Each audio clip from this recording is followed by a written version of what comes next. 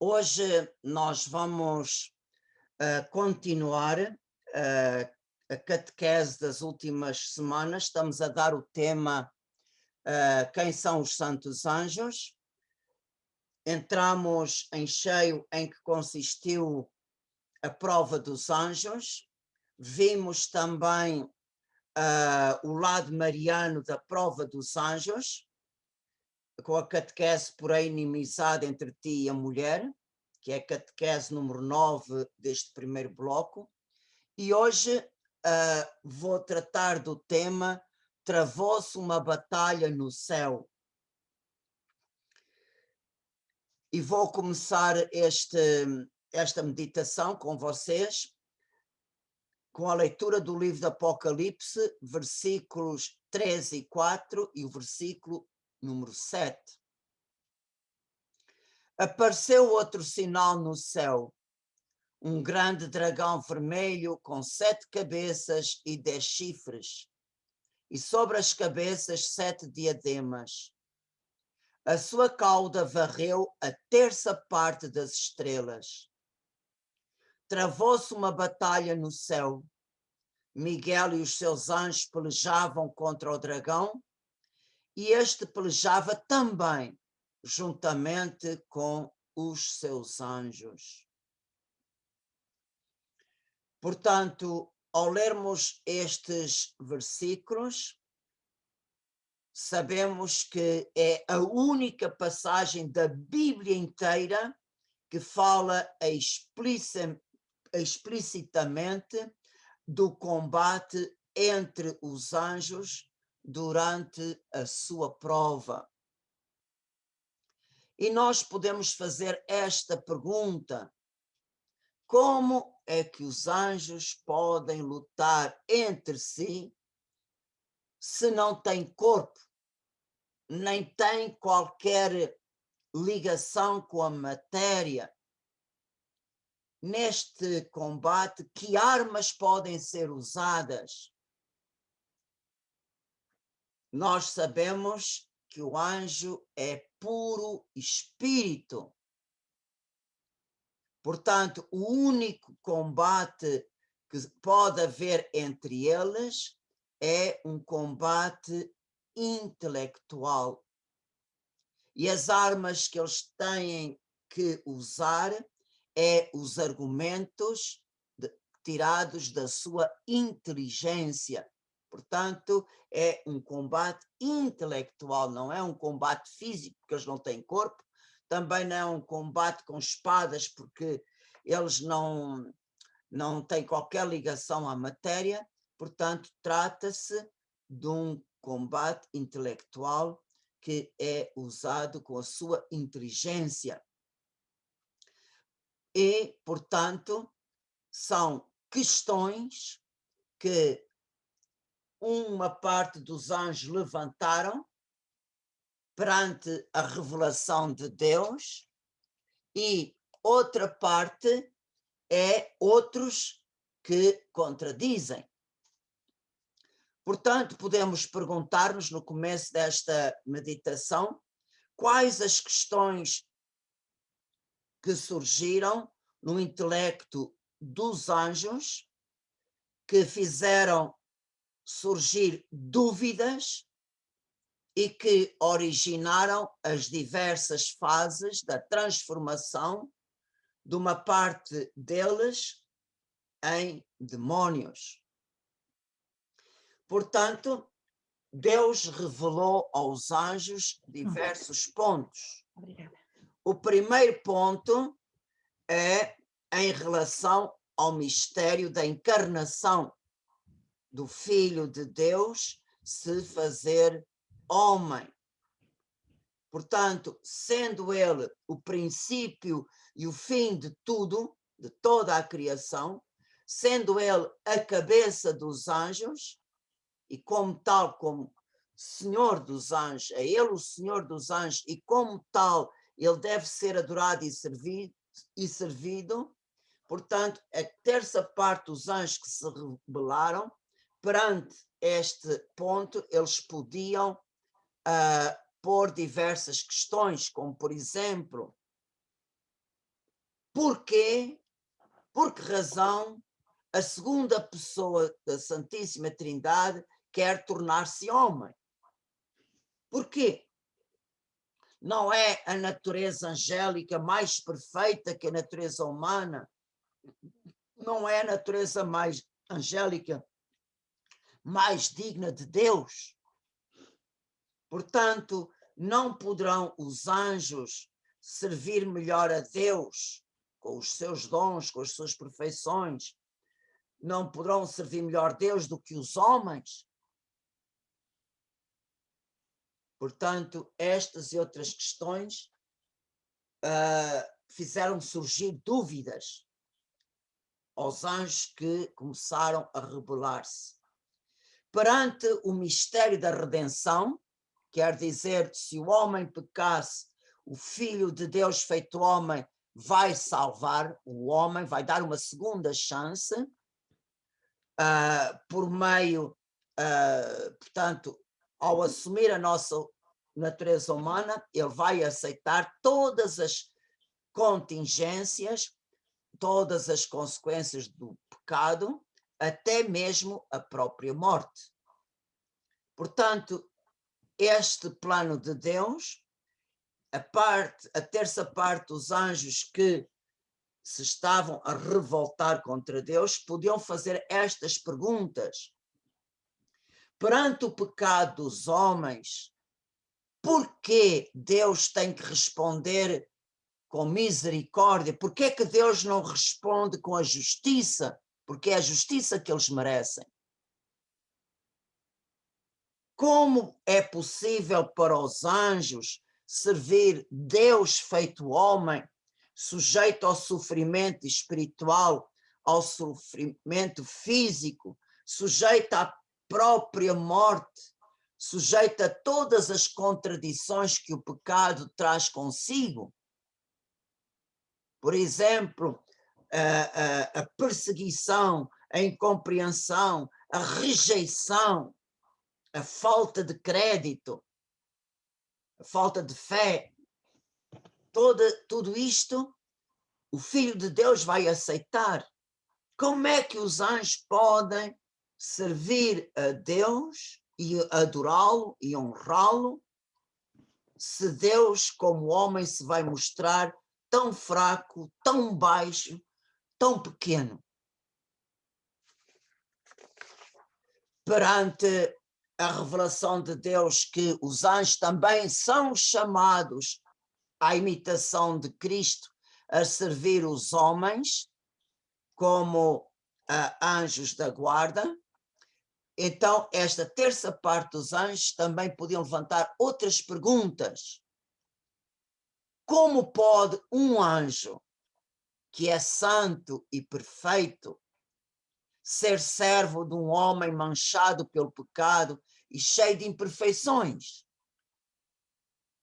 Como é que Deus nos criou tão sublimes, pode exigir de nós um rebaixamento tão grande? Por que esta contradição? Porque o sentido normal das coisas é o mais imperfeito servir o mais perfeito. O menor servir e honrar o maior. Se é isto a lógica, por que Deus existe esta contradição? E, por fim, por que Deus quer dar a preferência ao homem e não dá preferência aos anjos? E perante aquele sinal que apareceu no céu, uma mulher vestida de sol, tendo a lua debaixo dos pés e uma coroa de 12 estrelas na cabeça, portanto, perante a revelação que a mãe do Filho de Deus feito homem não é só apresentada como trono de Deus no meio da criação, mas também ela é representada como rainha dos anjos. São eles que formarão a sua coroa de 12 estrelas sobre a sua cabeça. Então, perante este mistério, surgem ainda mais perguntas e perguntas mais perturbadoras. Por que uma mulher ser trono de Deus no meio da criação? Não são os anjos mais dignos disso? Mais dignos desta honra? Por que uma mulher humana, um ser humano, ser revestido com tão grande dignidade? Não pode Deus entrar no mundo de outra forma? Qual a razão de uma mulher, puro ser humano, revestido de uma natureza inferior aos anjos, como pode ela ser aceita como nossa rainha, Nossa Senhora? Portanto, é aqui que nós podemos compreender a indignação de Lúcifer. Ele, olhando para todos os dons, lembrem-se que Lúcifer foi o primeiro anjo a ser criado, e é ele que tinha a maior medida de todas as perfeições e tinha a maior medida de inteligência para compreender os mistérios que Deus lhes revelou na sua prova, e ele, melhor do que ninguém, compreendeu todas as consequências. Portanto, ele, olhando para si próprio, para tudo aquilo que ele estava adornado, ele podia muito bem bradar diante de todos os anjos: será que Deus está a pensar bem as coisas?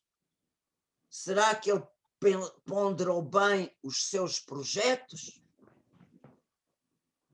Será que Deus não está a ser injusto para com os anjos? Dentro da criação, não sou eu mais digno de ser o trono de Deus em vez de uma mulher? Então Lúcifer realmente podia bradar a sua indignação, a sua revolta. Dentro da criação, não sou eu mais digno de ser o trono de Deus em vez de uma mulher? Entre todas as criaturas, quem é como eu? Foi realmente perante este grito que veio de um eu fortemente ferido na sua grandeza, na sua autoestima, na sua autocomplacência, que poderia ter feito São Miguel bradar também diante de todos os anjos o grito do seu nome: quem é como Deus?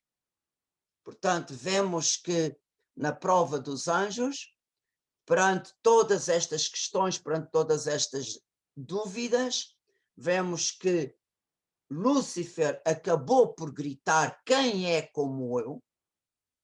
E o oposto de quem é como eu é não, quem é como Deus? E perante estes dois gritos, que soaram diante de todos os anjos, Deus não deu resposta, Deus guardou silêncio. Portanto, a perseverança de uns e a revolta dos outros originou um combate que se travou no céu entre dois partidos. E, portanto, este combate foi um combate puramente espiritual e cujas armas foram as suas próprias inteligências. Os bons que perseveraram ficaram profundamente entristecidos ao ver uma parte dos seus irmãos de se separarem lentamente de Deus, de estas perguntas, estas dúvidas foram se tornando cada vez mais fortes. E então eles, os anjos bons, ardendo de amor, eles procuraram convencer os rebeldes com os seus argumentos antes de usarem a força. Portanto, esta foi a batalha que se travou. De um lado, Lúcifer bradava: eu não servirei este Deus que quer para mim este caminho, não só para mim, como para todos os anjos. Deus quer para mim e para todos os anjos um caminho de desonra, um caminho de rebaixamento, um caminho de humilhação. E realmente Lúcifer, no seu próprio orgulho, na sua autoestima, apoiado unicamente na sua perfeição natural, ele disse, utilizando a interpretação dos padres da igreja da palavra de Isaías, capítulo 14, versículo 13 a 14, diz Lúcifer: subirei até ao céu, estabelecerei o meu trono acima das estrelas de Deus, sentar-me-ei sobre a montanha da Assembleia, subirei sobre o cimo das nuvens e serei semelhante ao Altíssimo. Portanto, eu não preciso, em outras palavras, eu não preciso de favores de Deus. Eu, pelas minhas próprias forças, atingirei a perfeição sobrenatural. Eu próprio subirei ao céu. Porei o meu trono acima de todas as estrelas, significa, porei o meu trono acima de todos os anjos. Subirei até ao cimo dos céus e serei semelhante a Deus. Portanto, como na criação não há nenhuma criatura mais perfeita do que eu, portanto não há ninguém mais digno do que eu de ser o trono do Verbo no meio da criação. Por outro lado, São Miguel, querendo chamar Lúcifer à razão, exclamou: quem é como Deus? Como serás tu semelhante ao Altíssimo? Será que todas as criaturas, mesmo tu, não estamos infinitamente abaixo de Deus? Não há razão para orgulho ou para vaidade, mesmo diante de todos os teus dons. Pois quem é que te fez superior? Que tens tu que não hajas recebido? E se o recebeste, por que te glorias como se não tivesses recebido? E então nós vemos, são argumentos contra argumentos. E os anjos empregavam todos os seus esforços para persuadirem os anjos revoltados a não abandonarem a Deus antes que o tempo da prova terminasse. Então, os anjos de cada coro usaram as suas graças especiais para atrair para Deus os anjos rebeldes.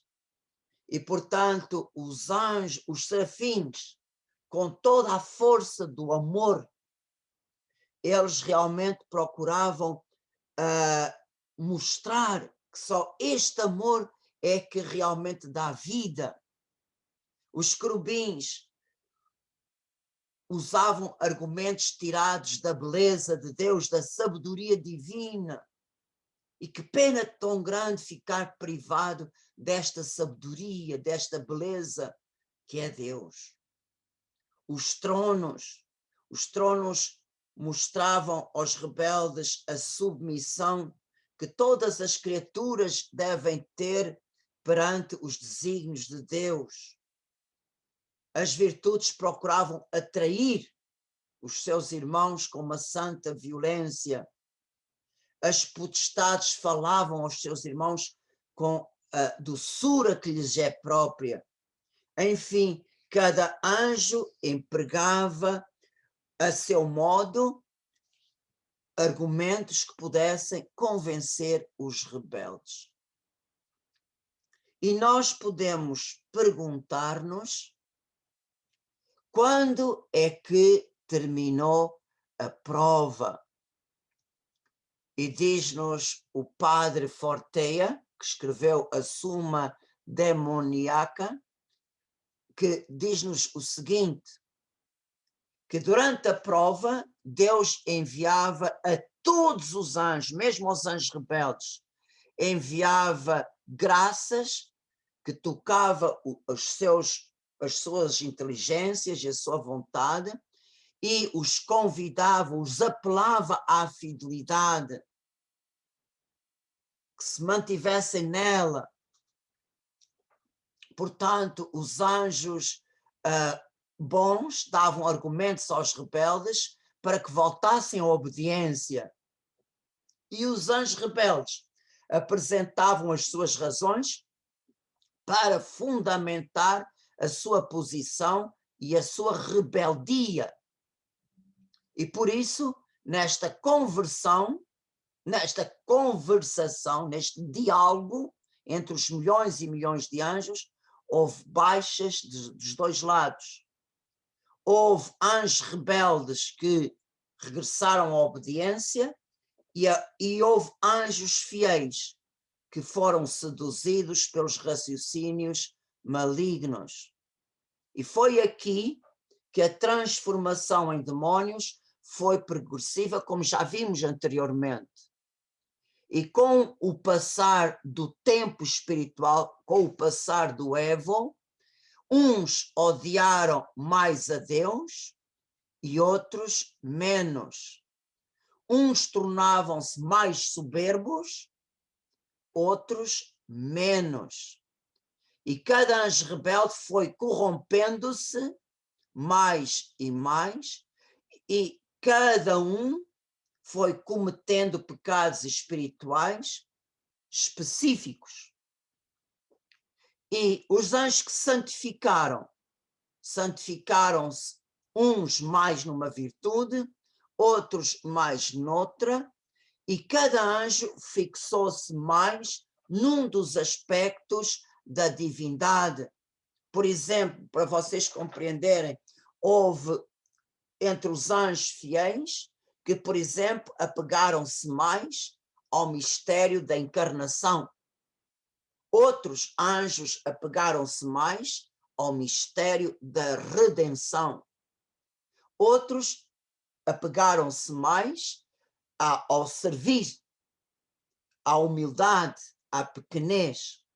Outros anjos apegaram-se mais a Nossa Senhora.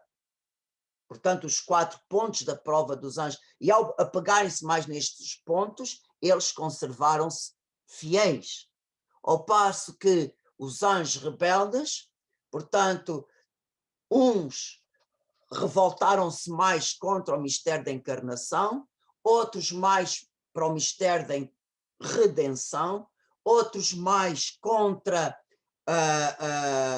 o servir, a vontade de Deus para o serviço, e outros se revoltaram mais contra Maria, como trono de Deus no meio da criação, como rainha dos anjos.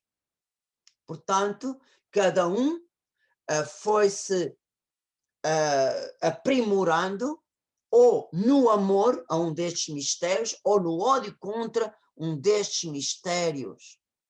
E, portanto, cada um segundo a sua natureza, segundo a medida que Deus lhes deu, foram se santificando ou se foram corrompendo. Portanto, vemos que a batalha terminou quando cada anjo se fechou em si mesmo de uma forma irreversível.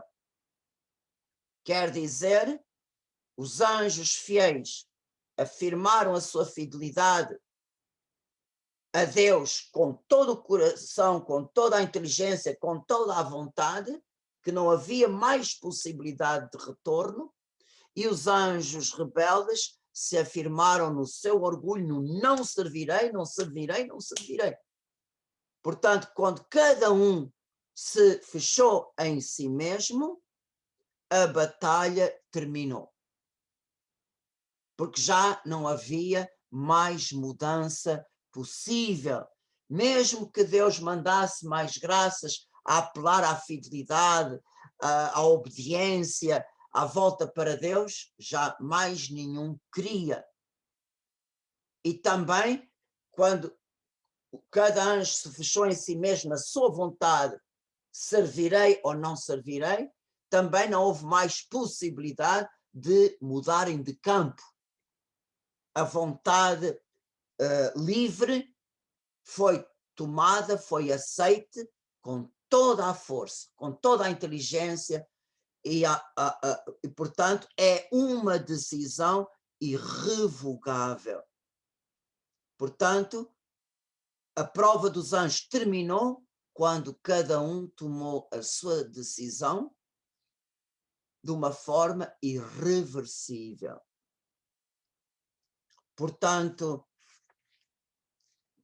Deus permite, durante a nossa vida terrena, nos esquecermos dos nossos deveres pessoais para com Ele. E é o Senhor mesmo quem coloca no nosso caminho pessoas generosas que muitas vezes nos mostram as nossas faltas, que nos ajudam através da correção fraterna, através dos conselhos, através das admoestações, para que a gente consiga libertar-se daquilo que a gente chama dos pecados de todos os dias. E vocês veem, os pecados de todos os dias, com o tempo, se transformam em vícios. Por exemplo, uma pessoa que se habitua a pequenas mentirinhas, com o tempo já não sabe falar sem mentir. E para a pessoa libertar-se deste defeito, desta fraqueza, custa tanto. Porquê? Porque é uma fraqueza de todos os dias. Portanto, vocês vejam, Deus envia-nos na nossa vida também pessoas para nos ajudarem na nossa conversão, na nossa santificação, na nossa perfeição. E quantas vezes, perante uma correção fraterna, a gente se revolta, a gente fica ofendido, a gente fica magoado. Olha quem é este agora que me vem dar sermões. A gente vê. Quem és tu para me deitares pedras? És melhor que eu? A gente vê que na nossa vida prática também isto acontece. Então é tão importante, se nós pensarmos na prova dos anjos, é muito importante nós não nos obstinarmos no nosso orgulho, na nossa opinião, na nossa razão, de não darmos o nosso braço a torcer. Foi isto que fizeram o Lúcifer e os seus anjos. Perante os argumentos dos outros, em vez de caírem neles e verem onde está o bom senso, não. Ficaram empertinados. Portanto, uma admoestação amiga só tem um fim, é de nos ajudar a evitar ficarmos duros nas nossas faltas. É muito, muito importante isto. Realmente é a grande lição que nós podemos tirar da prova dos anjos, porque muitas vezes a correção fraterna é uma imagem do que os anjos bons tentaram fazer com os anjos que estavam a cair fora da comunhão com Deus. Eles admoestaram, eles advertiram de todas as maneiras e cada vez mais se fecharam, cada vez mais endureceram a sua inteligência, mais e mais e mais, ao ponto de se separarem definitivamente de Deus. Em relação a nós, Se nós nos fechamos no nosso orgulho, o que é que acontece? Também é o que aconteceu com o Lúcifer e os seus partidários, também acontecerá connosco. Porque vocês sabem que o orgulho leva ao inferno. Por isso, procuremos combater esta grande chaga que nós temos na nossa natureza, esta grande chaga que nós temos no nosso temperamento, que realmente é o amor próprio, a teimosia, a opinião, o eu sei, eu é que sei, eu é que tenho sempre razão. Fujam disto porque isto vai ter um mau fim. E eu gostaria de rezar uma oração em vosso nome, e vocês podem acompanhar-me no vosso coração, no vosso espírito, que é uma oração propósito que podemos fazer para a nossa vida, para evitarmos este grande perigo que levou os anjos rebeldes a se separarem definitivamente de Deus. Oh meu Deus, não quero resistir como fosses meu inimigo. Não quero resistir àquele que me revela as minhas faltas. Quero humildemente ser vencido pela correção, para, na realidade, ser vencedor. Sim, vencer o pecado em mim. Senhor, dai-me a graça de ser fiel a este propósito todos os dias da minha vida. Que tema a falta de correspondência às vossas graças divinas e incessantemente vos suplico para que não me abandoneis a mim mesmo, mesmo que tenha a desgraça de cair em pecado mortal. Amém.